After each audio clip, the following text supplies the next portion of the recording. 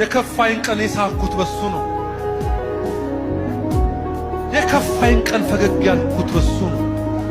ሰው ያላመነኝ ጊዜ ያመነኝ፣ ሰው እጁን መዘርጋት ባቃተው ጊዜ እጁን ዘርግቶ የተቀበለኝ የምድረ በዳዬ ነው እሱ። የድህነቴ የልጅነቴ ነው እርሱ። ራሴን ሳላውቅ እሱ ያወቀኝ ያመነኝ እሱ ነው። ይሄው በዚህ መንፈስ ጸልያለሁ። የእግዚአብሔር ኃይል ይረፍባችሁ፣ እንደገና ይንካችሁ፣ እንደገና ይቀባል።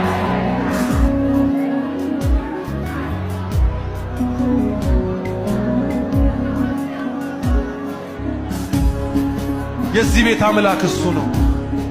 መንፈስ ቅዱስ እዚህ ቤት ክቡር ነው። ኃይል አይደለም፣ እሱ አምላክ ነው። ክቡር ነው እዚህ ቤት። እልልታ ይገባዋል፣ ጭብጨባ ይገባዋል፣ ይገባዋል። አባት ነው እሱ።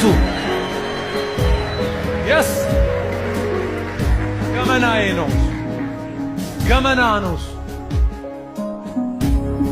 ታውቃለህ፣ አብሮ የሚኖር ሰው ሁሉ ነገርህን እንደሚያውቅ አብሮ ለትዳር አጋርህ እኮ ሁሉ ነገርህን ስለምታውቅ ነው የምትጠነቀቀው። አብሮ የሚኖር ሰው የተወሰነ ክፍልህን ያውቃል እንዴ። አንድ ወቅት አብሮን ያሳለፈ ሰው እኮ ስለኛ ያወራል።